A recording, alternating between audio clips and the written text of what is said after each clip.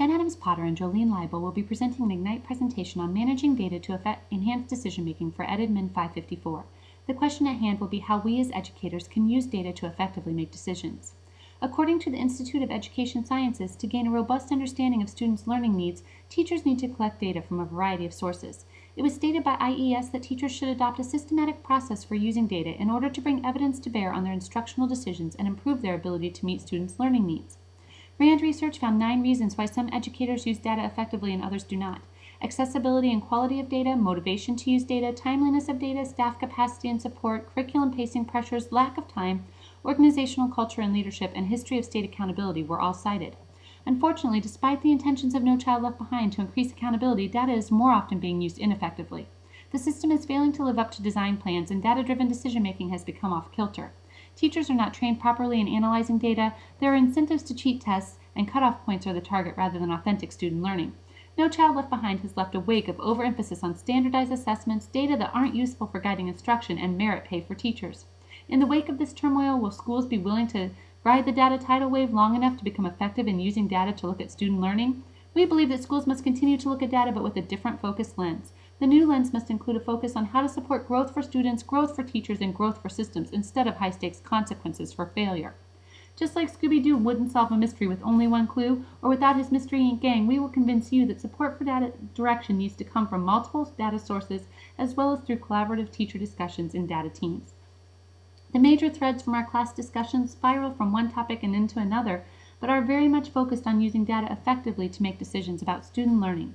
In Marsh, Payne, and Hamilton 2006, we read that more than 3/4 of principals in 3 states reported that their school or district encourages teachers to focus on bubble students.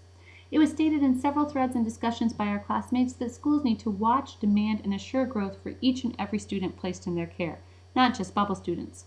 This strategy is the ethical way to approach the use of data. The mission of teaching is to reach all students. We need to use data to ensure that all students are learning to their full capacity. We also read that policymakers and administrators need to provide focused training on analyzing data and identifying and enacting solutions. Classmates stated that there's a need for teacher training in the areas of analyzing data, and there needs to be a common vision or purpose behind the data, with leadership and modeling coming from administrators. Teachers who know and understand the purpose of data can become more involved and take pride in their work. Districts can use the data to compare students from year to year as opposed to classroom, or to an abstract proficiency score.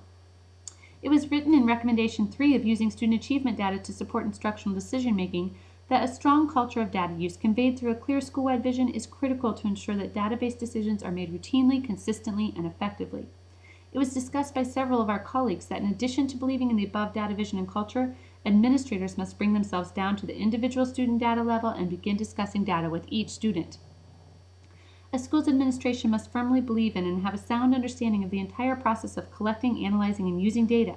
This action alone, while time-consuming, would most certainly model to students and teachers alike the importance of working collaboratively at all levels to benefit every student. We fully agree with our classmates' assessments of the pitfalls of assessment. Fortunately, there are also many positive things that come from data-driven decision-making. So we aren't ready to trade in the car, but just to take it in for some much-needed repairs. It is our recommendation that No Child Left Behind be rewritten with more focus placed on multiple sources of data and rate of progress for students, teachers, and systems. This would eliminate the bubble kids phenomenon completely, as proficiency would no longer be the standard. With growth formulas, the push would turn to students meeting growth targets.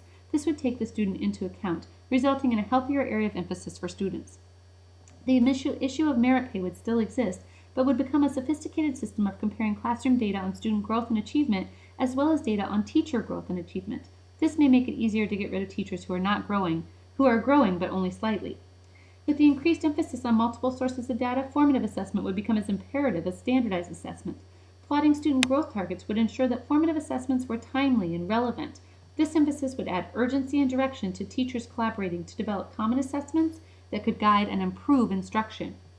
Some educators may argue that there's not enough time, money, lack of training, or leadership, but to this we say there are no more excuses. The evidence and research supports the need to meet students' learning needs by using data-driven decision-making.